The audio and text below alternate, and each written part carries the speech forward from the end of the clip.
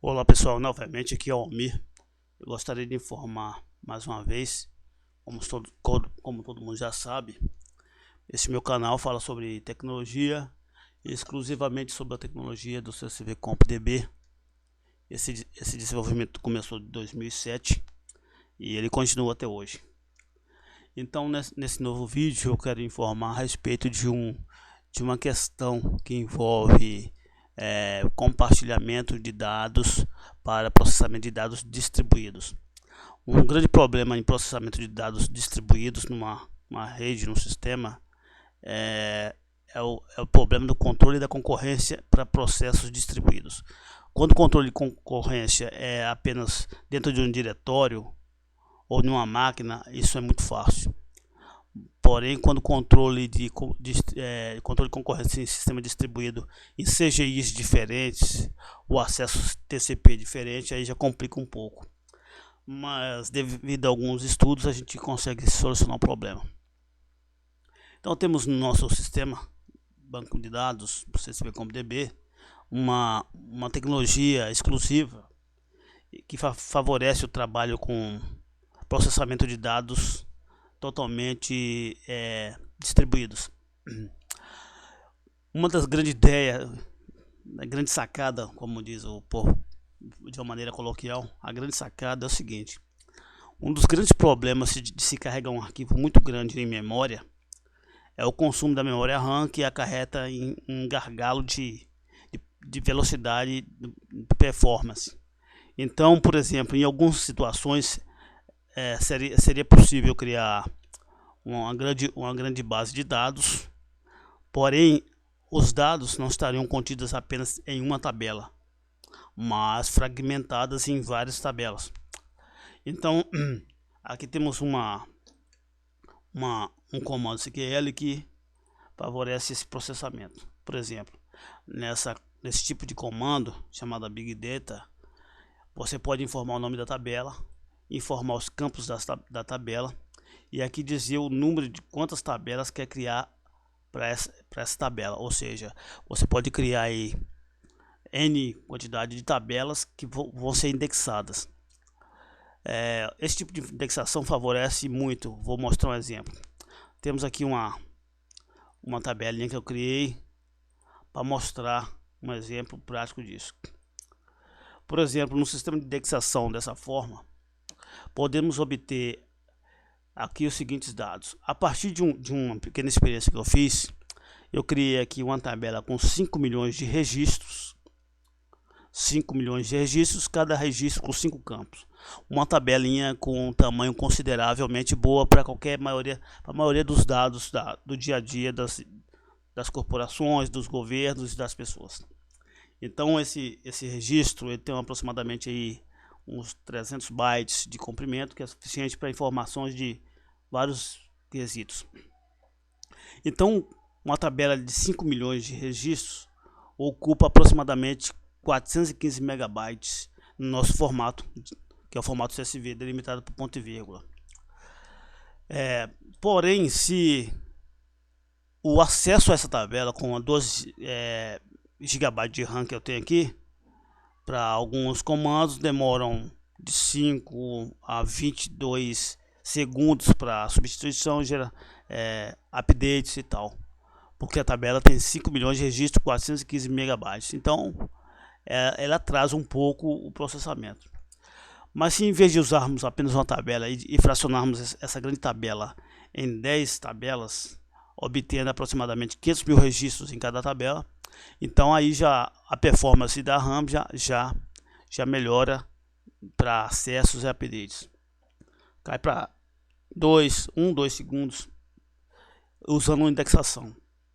Vamos supor que você crie então um sistema de codificação para o usuário, que vai digitar o código, e parte desse código do usuário é o nome em si da tabela. E quando ele digita a parte do seu código, ele está digitando normalmente a tabela no qual aquele registro que refere a ele está. E assim sucessivamente. Eu pude calcular aqui que à medida que eu vou aumentando o número de registros, aqui eu tenho um consumo em disco, e aqui eu tenho um número de frações de tabelas para manter os 500 mil registros constante. Então, nesse formato, conseguimos chegar a um bom número aqui de 30 bilhões de registros, que é um número exorbitante e humanamente desnecessário, mas que pode ocupar 2,5 terabytes, distribuído em 60 mil tabelas, com 500 mil registros cada. Por que 60 mil tabelas? Porque usando o número de a codificação hexadecimal com 4 bytes, a gente consegue alcançar o número de 65.535 números, ou seja, ainda sobra um número para codificação. Então você pode criar um sistema de código que use esses 4 dígitos hexadecimais para configurar o nome em si da tabela, qual registro está adaptado. E a questão então nasceu que muitas vezes essas tabelas elas podem estar numa máquina ou várias máquinas. E então, se uma pessoa for acessar ou fazer uma transação nessas tabelas, vindo a partir de um cliente CGI, um cliente web ou um cliente TCP, ele pode estar escrevendo numa tabela, enquanto que outros clientes acessando por outra CGI paralela ou outra TCP, conexão porta paralela, ele pode sofrer no controle de concorrência. Então, por esse motivo, foi criado um novo tipo de solução, que aqui eu vou mostrar para vocês nesse diagrama. Vamos considerar que essa linha verde representa a arquitetura proposta para um projeto de cadastro ou update de uma base de dados gigantesca. Então, interfaceando essa grande estrutura, podemos ter, por exemplo, tanto faz CGI, que é interface web para servidores web, como pode ser servidores de monitores de TCP. Vamos considerar CGI, que tem um entendimento mais prático. Então consideramos que a gente fez aqui uma grande arquitetura num servidor grande, numa nuvem, e interfaceando esse grande servidor, vamos pular com 30 bilhões de registros, 60 mil tabelas. As tabelas são iguais, apenas muda o fracionamento. Então essas tabelas estão divididas em vários computadores, algumas numa, outras em outras. Consideramos aqui duas, poderia ser milhares.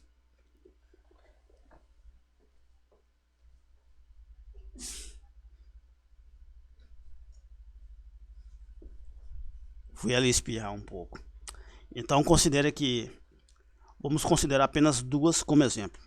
Duas máquinas interfaceando esse grande número de tabelas. Antes dessa solução adotada, o problema era o seguinte: considerando então que os clientes vão pela interface web, um formulário web, onde tem um form action, ou esse form action ele dirige a ação para um aplicativo CGI lá no servidor, pá.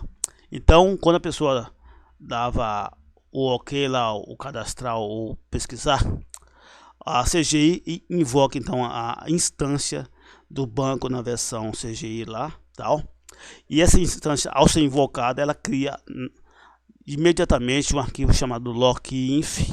E esse lockinf então faz o seguinte: ele cria um lockinf para instâncias que está no corrente, e quando um outro cliente, frações de milésimos de segundo depois, clica na mesma função de cadastrar, pesquisar, etc., ele vai verificar se existe esse arquivo lockinf, e se esse arquivo existir, significa que a instância está sendo executada na base antes dele. Portanto, esse segundo cliente vai ter que se manter aguardando até que primeiro cliente execute, e então lockinf é deletado, e a segunda instância, o segundo cliente passa a atuar sobre aquele servidor. Só que o lockinf do sistema até agora era assim: o lockinf é um arquivo de configuração de controle de concorrência para a instância, porém ele é direcionado a apenas aquele diretório. Portanto, se a sua CGI roda num diretório no web server, significa que aquela CGI só tem controle para saber se tem alguém acessando ele para aquela interface. Se caso fosse criada uma interface paralela, uma CGI paralela, para operarem as duas CGIs na mesma base, e essa base tem uma transação, haveria uma falha, porque enquanto um acessa uma CGI, ele poderia estar escrevendo numa tabela, enquanto que outra pessoa acessando a CGI paralela poderia também escrevendo na mesma base. Portanto, haveria um grande problema, porque um poderia salvar o arquivo em tempos diferentes, e isso poderia colocar um problema de concorrência, e então os dados de alguém poderiam se perder. Então, para resolver a questão do compartilhamento de bases, para trabalhar com CGIs paralelas, porque até então a CGI ela é uma base para uma CGI. Então eu posso ter milhares de CGI numa base de Apache, porém cada CGI acessa apenas a sua base. Eu posso até ter milhares de bases e milhares de CGI, mas até então não tem uma CGI, até então não tinha um sistema de controle que poderia permitir que várias CGIs, vamos supor, 1000 CGIs, 1000 interfaces paralelas que acessassem a mesma base. E essas CGIs elas podem estar inclusive tanto na mesma máquina, o que não é desejável, né? Não faz sentido, como podem estar em máquinas diferentes. Então eu tenho lá no meu servidor uma rede local com, vamos supor que é para grande processamento de grande Big Data. Eu tenho 100 computadores em rede local, cujos cada computador com sua CGI, e essas CGIs acessam a mesma base. Portanto, com a nova arquitetura e o novo sistema que foi integrado agora, que eu estou apresentando, isso é possível. Como foi a solução? A solução foi fácil, entre aspas. Foi criada então uma função que, além de criar o lock, foi criada uma função que verifica se dentro do diretório do CGI ou do banco de dados existe um arquivo chamado shard.inf. Se esse arquivo existe, significa que o administrador criou esse arquivo e deve-se escrever nesse arquivo o nome ou caminho da base ao qual será compartilhada entre todas as CGIs ou todos os monitores TCP. Tanto faz. Essa solução serve tanto para quem trabalha com desktop como quem trabalha com a versão CGI. Ambas as versões já estão testadas. O que acontece? Então, vai escrever lá no shard. Tem um exemplo aqui. Então, em cada shard eu tenho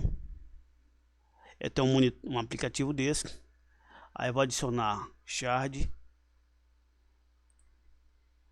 Eu adiciono então o aplicativo shard, seleciono ele e vou digitar então onde estará o arquivo shard.lock.inf quando aquela instância estiver ativa e controlando a concorrência. Então vou escrever aqui, por exemplo,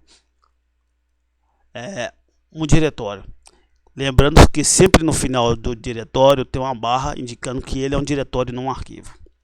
Então eu informei aqui em shard.inf que um arquivo shard.lock.inf será criado nesse diretório. Então você pode ter até 1000 instâncias ou mais. Eu estou exagerando para você entender o conceito. Você pode ter milhares de instâncias, mas assim que cada uma delas for executada, ela vai verificar se esse arquivo shard.lock existe e vai manter essa instância aguardando até que a execução de uma das outras instâncias se conclua. Então, isso permite que CGIs paralelas ou conexões monitoras TCP paralela pode trabalhar na mesma base, acessando os mesmos dados, tanto cadastrando, aplicando updates, pesquisas, sem que haja um problema de controle de concorrência. Vamos supor que na tabela X tenha um dado que fulano acesse e escreva nele. Então o Bertrano, frações de segundo, milésimo de segundo, depois ele tenta a mesma coisa escrever no outro dado.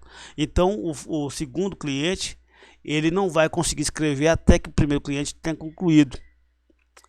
Então nesse caso aí, o que vai prevalecer será a regra do negócio, ou seja, quem escreveu por último é quem realmente escreveu, não dependendo então da questão da concorrência. No caso aí, o cara que escrever segundamente, ele vai perceber que alguém escreveu antes dele. Então a responsabilidade dele alterar o dado é responsabilidade exclusivamente dele e não do sistema. Então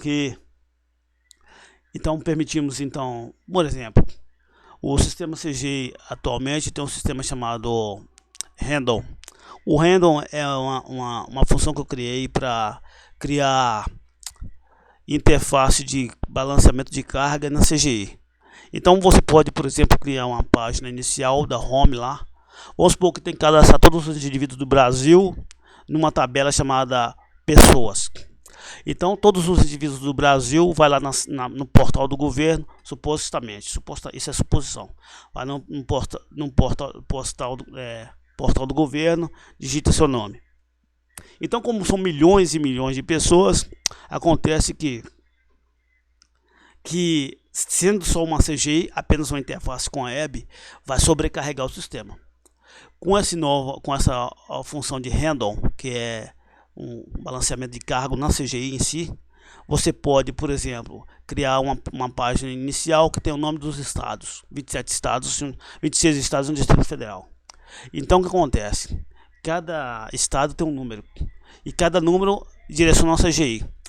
Aí a pessoa chega num portal único, clica num botão daquele, bem-vindo, iniciar. Quando ele clica em iniciar, o iniciar é igual para todos os 210 milhões de brasileiros, porém, cada um clica em iniciar e pelo sistema random, que cria um link, um direcionamento randômico, pode direcionar para um dos 27 estados. Isso é a escolha randômica do sistema. Então ele vai distribuindo o load balances, ele vai distribuindo então a carga do servidor. Vamos supor que a partir dessa interface de CGI inicial tenham 27 computadores distribuídos e cada um com sua CGI. Então ele já distribui o balanceamento de carga para o sistema. E mesmo que chegando aos 27 computadores, que são essas interfaces paralelas, para escrever para o mesmo diretório, então com esse sistema, com esse mecanismo, criando o shard lock inf, que é o controle de concorrência para dados compartilhados para vários computadores separados, então ele permite que haja o controle e efetivação do registro do dado. Então, se você achou interessante essa estrutura aqui, você pode até comentar e criticar, me mandar um e-mail aí. E detalhe, o CSV.db eu tenho desenvolvido, ele está avançando muito no sistema para Windows. E eu estou precisando aí de um apoio para que você que é empresário possua aí computador sobrando com Linux. Eu preciso instalar o sistema Linux no computador. Meu computador não tem suporte nem memória física suficiente para criar uma máquina virtual Linux. Então, se você tiver um computadorzinho até de 2 GB aí sobrando aí na sua empresa, no seu escritório, quiser me doar para mim atualizar o sistema Linux, pode entrar em contato comigo aqui. Atualmente eu estou mexendo com Windows e assim, meu recurso computacional é pequeno, mas o projeto está avançado. Se você quiser, pode baixar lá no blog de forma automática. Caso você tenha um serviço aí para fazer alguma coisa, alguma demanda, alguma consultoria, pode entrar em contato comigo. Eu faço consultoria, faço alguns projetos em eletrônica também. Eu cobro um valor acessível e eu agradeço por essa visualização aí. Obrigado.